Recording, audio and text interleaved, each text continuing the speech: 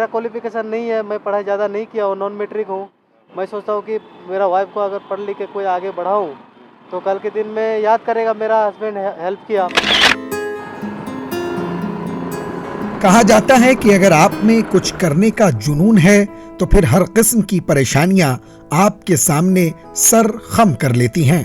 कुछ ऐसा ही कर दिखाया है झारखंड के रहने वाले धनंजय मांझी ने।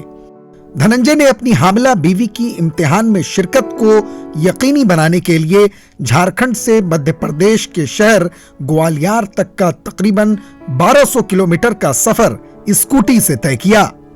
झारखंड के टोला गांव के रहने वाले धनंजय मांझी की बीवी अनीता बीएड साले 2 की तालिबा हैं, जबकि धनंजय गुजरात में बतौर बावर्ची काम करते थे, लेकिन लॉकडाउन की वजह से उनकी नौकरी चली गई। तब से वो बेरोजगार हैं। जब धनंजय की बीवी के इम्तिहानात की तारीख आई तो उन्होंने बस स्टेशन से इम्तिहान सेंटर तक पहुंचने का मंसूबा बनाया, लेकिन उन्हें मालूम हुआ कि किराया 15,000 रुपए लगेगा। धनंजय की माली हालत इतनी अच्छी नहीं थी कि वो 15,000 रुपए किराया अदा कर सके। इसके बाद उसने ट्रेन का टिकट बुक किया, लेकिन आखिरी औकात में ट्रेन भी मनसूख हो गई। अब धनंजय को कोई रास्ता नहीं सूझ रहा था तो उन्होंने खुद पर भरोसा करते हुए अपनी बीवी को स्कूटी के जरिए ही ग्वालियर पहुंचाने का अज़्म किया। धनंजय अपनी बीवी को साथ लेकर बजरिए स्कूटी सफर के लिए निकल तो गए, लेकिन अब उनके सामने रास्ते में खाने पीने और स्कूटी के लिए पेट्रोल जैसे मसाइल दरपेश थे, और इसके लिए उनकी बीवी अनीता ने अपने जेवरात गिरवी रखकर इस मसले का भी हल तलाश कर लिया।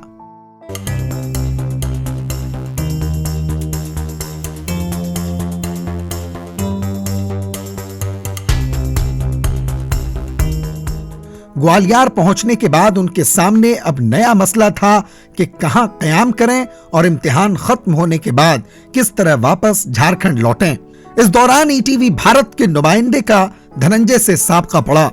नुमाइंदे ने उन दोनों के मसाइल को बगौर सुना और उनकी खबर तरजीही बुनियाद पर शाये करवाई। ईटीवी भारत के जरिए खबर शाये होने के बाद जिला इंतजामिया और दीगर समाजी कारकुनान ने इस जोड़े की मदद के लिए हाथ आगे बढ़ाया। जिला इंतजामिया ने धनंजय और उनकी बीवी को 5,000 रुपए की माली मदद की, तो वहीं समाजी कारकुनान ने उनके लिए क़याम ताम का नज़्म किया। मुझे अच्छा लग रहा है कि मेरे पति इतना सपोर्ट कर रहे हैं, इतना ये मतलब सब मेरे रिलेशन, मेरे परिवार सब बोल रहे थे ऐसे हाल में मत जा। मेरे पति ही बोले कि हम किसी तरह तुमको ले जाएंगे, एग्ज़ाम दिला के ही रहेंगे। तो मुझे अच्छा लग रहा है अभी यहाँ। हाँ, बहुत परेशानी आई है। रास्ते, एक तो बिहार के रास्ते बाढ़ से पूरे ख़राब हो चुके थे, तो उबड़ खड़ब, उससे भी बहुत तकलीफ़ हो रही थी। फिर 1200 किलोमीटर ऐसे बैठे बैठे एकदम पैर सब पूरा दर्द करने लगा था, पूरा शरीर, पैर भी मेरे फूल गए थे और पूरा पानी में भींजते भींजते आए हैं। और फिर यहाँ आके मतलब 2 दिन बीमार भी हो गए थे, तो 31 अगस्त तक मतलब ठीक हो गए। अब धनंजय के घर बेटे की विलादत हुई है। हालांकि ये डिलीवरी मुकर्ररा वक्त से पहले हुई है, लेकिन फिर भी जच्चा और बच्चा दोनों सेहतमंद हैं। सर, अनुभव बहुत अच्छा है। जिस कष्ट में हम लोग यहाँ से गए थे ग्वालियर, और वहाँ से जब हमको सुविधा मिला, यहाँ से फ्लाइट से आने वाला ने फ्लाइट से हमको भेजा घर पे, घर तक हम लोग को सही सलामत छोड़ा। और इसलिए छोड़ा, उनको पता था कि गर्भावस्था में इस स्कूटी से आना बहुत कठिन था, इसीलिए वो लोग ने फ्लाइट का टिकट भेजा था।